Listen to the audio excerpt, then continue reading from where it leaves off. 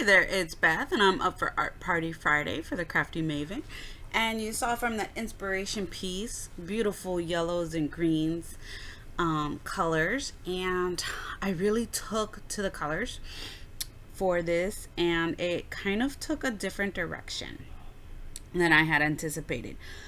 So let's get on with it. I have a piece of canvas here. It's about 5 by 7, and I'm using heavy gesso. And the reason why I'm using heavy gesso is because the thicker you lay it on, the more texture you can get. And I have these wonderful texture cards. They are Faber-Castell texture cards, and I'm adding texture to the canvas. And let me tell you, the texture that I put on this canvas came out gorgeous. If I could have kept the canvas plain and just slapped it on the wall, I would have been happy with that, because the texture was really, really amazing. Then I grabbed some crackle paste. The crackle paste that I have is by Golden, and it's this one. I'm using a white crackle paste, and I just put it in the two corners there that you see. And you're gonna see, and once I get some color on here, the crackle paste really stands out, as does the texture. I mean, the texture was really, really pretty. Then I have these paper doll printouts from Calico Collage. She has an Etsy shop with printables, and I had already used one, and I had these other two just laying on my desk, so I figured this would be a good way to just use them up since I had already printed them out. And you're gonna see what I do here to these butterfly wings in a minute. I did it with my last project, and I absolutely love the way they turned out. So I ink them up with some Versamark ink, the clear, ink that's all nice and sticky. And then I use my ultra thick embossing beads. I don't know what you call those things. Embossing stuff. I don't know. But it's ultra thick. And then I emboss the wings with this stuff. And let me tell you, it's amazing. It's absolutely amazing. The camera does not do it justice what happens to these wings. But I do emboss them twice. I put 2 layers of embossing on them with the ultra thick embossing powder. There you go. That's what that word is, powder. So then I have these chipboard butterflies that I printed for another layout that I ended up not using them for, and they were there, and I was like, oh, I'll use these here. So I'm embossing them with different colors. I have a black embossing powder that's super old. It's a Martha Stewart embossing powder, and it still works, and it's old, and I love it. Then I have my 2 Lindy Stamp Gang embossing powders, which I absolutely love. The shine to them is amazing.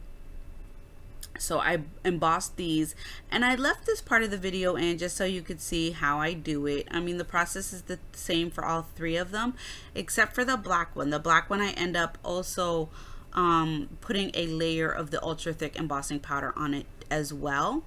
And I love the effect that that gives to something that's already embossed, because it makes it super, super smooth, and it's a really cool look to it, as well as it changes the color to your items that are already embossed. I don't know how else to explain it, except that like the black is not as a vibrant black when you put the ultra thick embossing powder on it. It's actually really, really cool. So here I zoom in a bit here so that you can see how it changes when it's embossed, which is just using the heat gun. I have the Ranger heat gun, and I have a Martha Stewart heat gun, and it appears to me that the Martha Stewart heat gun seems to be getting a little bit hotter than the Ranger one in regards to embossing, which is why I'm using that one. So here's the black one, and it's off camera, and I apologize for that, but I left it so you could see. So I've layered the ultra thick embossing powder on it, and I'm going to emboss it, and I left it so that you could see how shiny it gets when you emboss it again, and it's really pretty amazing. And there's other little details in that butterfly, the camera doesn't pick it up. So I grabbed my Prima Art Alchemy light patina paint here, and I'm just putting one layer. I really love all of the texture on this canvas, and it's definitely something that I have got to recreate again. I'll probably do it in an art journal layout as well, and I have some extra canvases laying around. The texture was really just gorgeous, and I know I keep saying that, so I'm sorry. My favorite thing about these acrylic paints from Prima is that they're super shiny and they dry really quickly. And you can see I switched over to my Ranger one just because it's closer and it's easier to work with for me on my desk. And then my next step here, I start working on my lady here, and so I'm gonna put all of her pieces together. I like adhering the wings with a little bit of fun foam, so I adhere the wings with some fun foam, and then that makes it so that the wings move.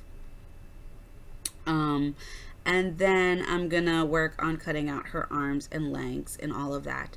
And just so you know, I do ink all of my edges with the Stress ink, the walnut stain, of all of the cutouts of my little doll here. So here's my chipboard butterflies, and I guess if I had had a bigger canvas, they would have worked really well, but I didn't, so they don't end up making it on, which is really sad because I really love the way they came out. Now I have this leaf stencil from Kaiser Craft. It is one of my favorite stencils, and I have some Dilutions acrylic paint in cut grass. And originally I was only going to put it on like a little bit of the canvas, but then I was started going, and then before I knew it, I had almost the entire canvas done. And all I can say is, wow. Like right there, that to me, that would have been perfect. I really was so happy with the way the canvas was coming out. It was just amazing to me. I was just, the leaf stencil, and then all of the texture on it, the canvas itself was beautiful. So now I have this bit of cheesecloth, and I'm dyeing it with two different shimmers. I believe one is Sunset Strip, and then the other one is No Yoking. And the reason why I'm dyeing it yellow is because I'm trying to bring in some yellow from that mood board here. And then I go ahead and dry this with my heat gun. And then I folded it out and realized, oh my gosh, I have way too much yellow going on here. But that's okay. I just end up cutting it, and I'll find something else to use that cheesecloth for. Then I have here the Prima Art Melange. They're just little circles. That's it. And I glued those all down. And then I have some Lindy Stamp Gang, and I cannot remember for the life of me what color this is, but I will look it up and put it in the description. It's a teal, I believe. I'm not sure. But that crackle paint was not crackle paint, but the crackle texture was not sticking out enough for me. It needed more so that it would show up more. So I added this teal color just to the areas that have the crackle.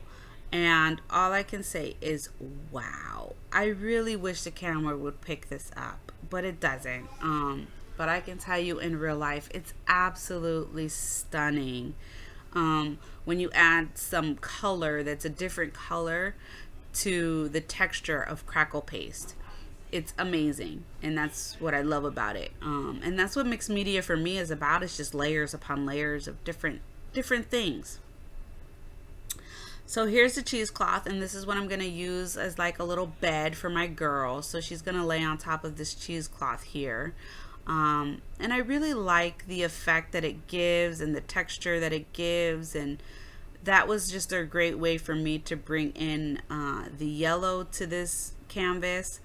And then the fly high there that you see, that also came from the Calico Collage doll sheet, so that was just something that I cut out as well. So I backed her on some fun foam, and then literally stuck the fun foam and her down on top of the cheesecloth. Now you notice that I did not put any glue on the cheesecloth, and that's because the glue is going to seep through the cheesecloth from the fun foam and adhere to the canvas, and it's on there perfect. Then the fly high, I went ahead and backed that with some fun foam to give it some depth as well, so it didn't look so flat on top of the canvas. Otherwise it was looking really flat. I adhered that down. And then you're gonna see me play with my chipboard butterflies for a minute here, and they never make it onto the canvas. So I think I'm just gonna have to do something. I have an idea in my head of what to use these butterflies for, and I can't wait to do something with them. So that's gonna be it for this video. I hope you were inspired by this Art Party Friday video for the Crafty Maven Getaway. Please give this video a thumbs up and subscribe to the channel so you can be inspired by all of the lovely ladies that participate. Thanks so much for watching. Bye.